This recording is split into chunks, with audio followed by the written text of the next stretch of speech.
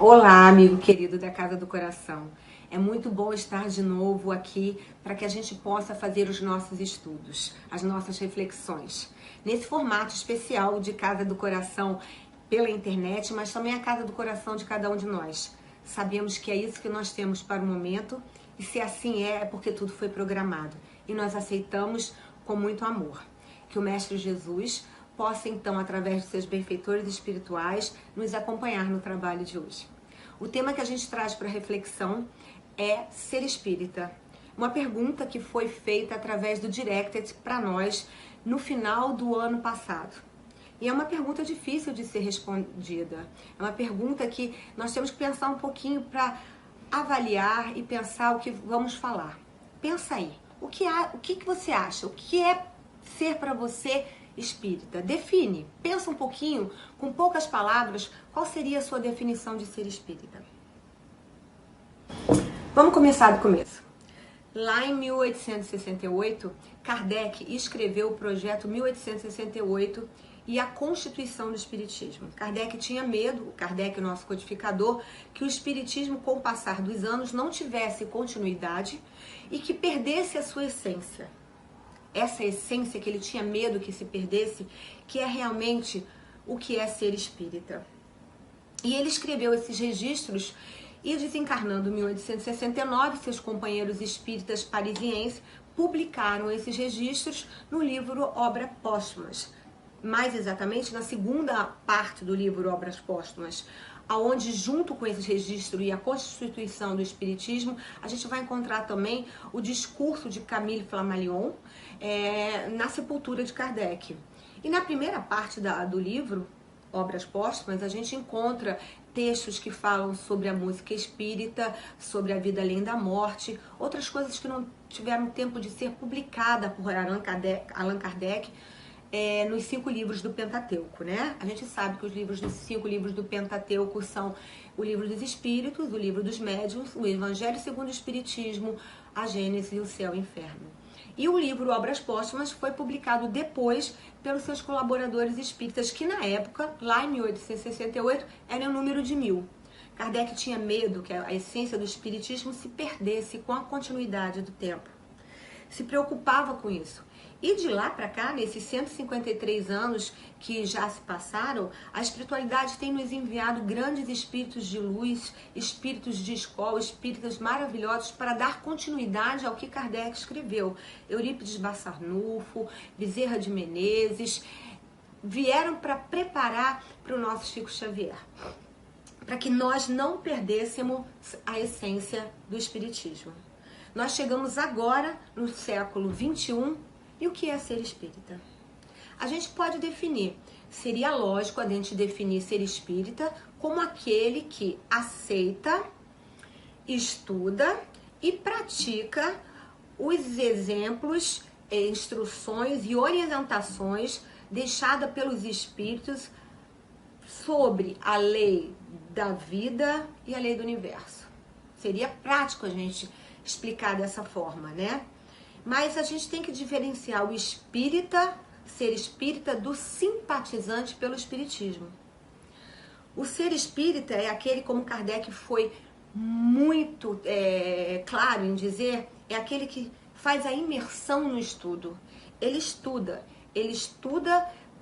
a doutrina que foi dada, orientada pelos espíritos e codificada por Allan Kardec. Os simpatizantes não estudam, não se dedicam a esse estudo. Essa seria uma diferença que a gente podia embasar, ser embasados, segundo o André Trigueiro. Ah, Márcia, então quer dizer que para ser espírita basta eu estudar a doutrina? Aí a gente vai usar aquela máxima, a máxima de Jesus. Fora da caridade não há salvação. Jesus não disse fora da igreja, fora do espiritismo ou fora de qualquer outra filosofia. Jesus disse fora da caridade. Então, o ser espírita é aquele que estuda para entender que através da razão, da fé raciocinada, ele vai ser voluntário da prática do bem sem escolher a quem. A qualquer um. Fazer o bem a qualquer um. Esse também seria um segundo ponto para a gente refletir sobre essa pergunta. O que é ser espírita? Ah, então tá, entendi. Para eu ser espírita, eu preciso estudar a codificação e eu preciso praticar a caridade. É isso? Não, não é só isso. Aí vem a essência que foi do espiritismo, que foi nos dita e bem esclarecida por Allan Kardec no projeto 168. A essência do espiritismo. A gente reconhece o espírita pela sua transformação moral e pelo esforço que ele faz para vencer as más tendências. Essa é a essência do espiritismo, que foi publicada por Allan Kardec no projeto 168 e que ele fez tanta questão que fosse preservada e divulgada por nós que trabalhamos em prol da causa espírita. Que a gente nunca perdesse essa intenção da transformação, da mudança, da necessidade da mudança que vem de dentro para fora, da transformação da moral. A gente sabe que mudança é uma coisa difícil, né? Ninguém quer mudar. Ninguém quer sair da sua rotina, ninguém quer sair da sua zona de conforto. Todos nós queremos saber exatamente o que vai acontecer no dia seguinte. Mudar é uma coisa complicada. Mas a gente sabe que sem mudança não há evolução. Nós precisamos aceitar a mudança, verificar onde são os nossos pontos que precisam ser mudados, transformar esses pontos para que a gente possa evoluir. E foi bem isso que Kardec escreveu lá no projeto 168, que está no livro Obras Póstumas.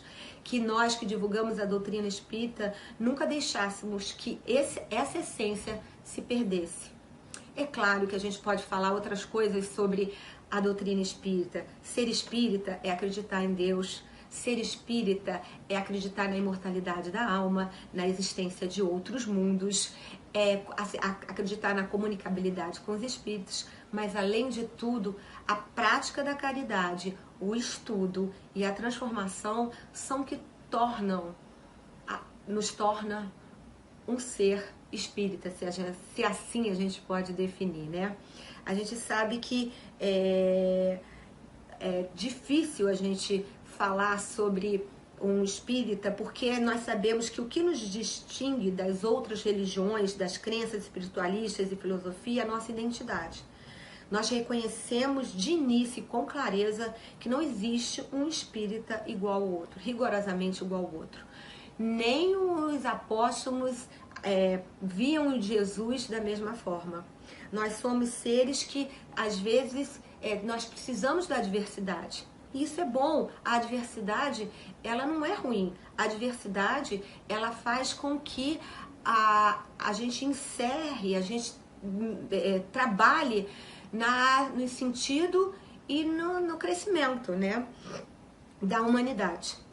Não, nós não vamos encontrar um espírita igual ao outro. Todos nós somos diferentes, nós somos espíritas individuais, porque a nossa crença, a nossa religião, a nossa filosofia nos permite o livre pensar.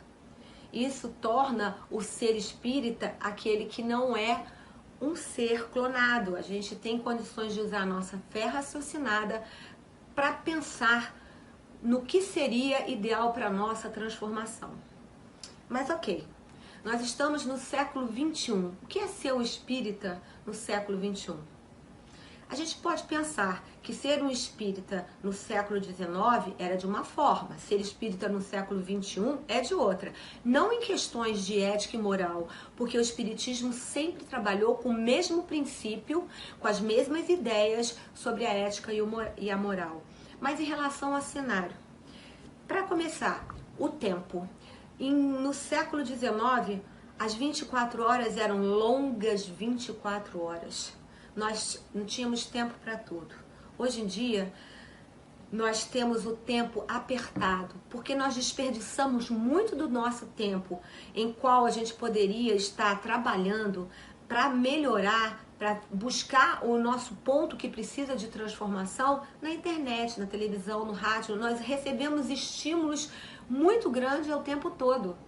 Às vezes, a gente perde um tempo que é precioso para ir buscar a nossa mudança verdadeira com coisas que não levam a nenhum ensinamento religioso. E Divaldo Franco, ele sempre dizia que ele falava sobre o livro da vida. Ele disse que quando a gente desencarnar, a gente vai encontrar um livro, e nesse livro está lá escrito o tempo que a gente perdeu, que a gente desperdiçou em uma reencarnação, que a gente poderia estar trabalhando para ir em busca do nosso crescimento espiritual. Né? O livro da vida diz que nós perdemos muito tempo com outras coisas, perdemos tempos que a gente poderia estar desperdiçando para ser espírita na sua concepção de estudo, de caridade, de transformação, de prática do bem, né? E a gente usa esse tempo de outra forma. Existe uma história que é muito simples e é muito singela, que fala sobre o trabalhador rural. O trabalhador rural, ele queria saber, ele queria conhecer as leis. E disseram para ele que para conhecer as leis, ele tinha que ir até o portal da lei. Então ele foi até o portal da lei, chegou lá, tinha uma porta enorme, e na frente da porta havia um segurança que tomava conta da porta. Ele foi entrando e o segurança falou: amigo, você não pode entrar aí. Ele já ficou revoltado, ficou triste, queria argumentar, mas por que eu não posso entrar aí? E aí o segurança então respondeu: para passar por essa porta, você precisa ter algumas aquisições que você ainda não fez. E o trabalhador rural ficou revoltado e ficou ali por perto, querendo ter aquele jeitinho, né? Aquele jeitinho, eu vou ficar aqui perto, a hora que o segurança descuidar, eu vou e entro por essa porta e vou conhecer a lei. E o segurança não descuidou nem um minuto e o trabalhador rural ficou ali. Passaram-se anos e anos, e o trabalhador ali sentado, esperando que o segurança se descuidasse para que ele pudesse entrar. O segurança, percebendo que ele não ia sair dali, trouxe uma cadeira para ele e disse: amigo, mesmo que eu seja descuidado e deixe que você passe por essa porta, passando por essa porta, você vai encontrar um outro segurança maior e mais forte que eu, que não vai deixar você entrar. O trabalhador não respondeu nada, não perguntou nada, permaneceu sentado na cadeira. E passou o tempo, o segurança veio e trouxe para ele um colchão, e ele no colchão ficou até a hora do desencarne. Quando chegou na hora do desencarne, o trabalhador rural chegou pro segurança e perguntou: mas escuta aqui, eu tô aqui há anos, eu não vi ninguém passar por aqui para conhecer as leis. Será que ninguém no mundo tem interesse em conhecer as leis além de mim? Aí o o segurança respondeu: não, meu amigo, não é bem assim. Muitas pessoas têm interesse sim em conhecer a lei, só que essa porta ali é a porta só sua, é a porta da sua individualidade, é a porta do seu trabalho. E para passar por essa porta, você tem que ter algumas aquisições que você nem sequer perguntou quais são. E às vezes nós somos assim. A gente quer crescer, a gente quer mudar, a gente quer ser espírita, a gente quer fazer a nossa transformação, mas a gente não sabe nem como começar. Às vezes o orgulho, a vaidade, a fama nos levam a procurar a porta que não é estreita. Nós, para ser o espírita, nós vamos ter que passar pela porta estreita. E a porta estreita é a porta da mudança, a porta da transformação, do autoconhecimento e da prática do bem. Muito obrigada a todos. Paz, muita paz a todos.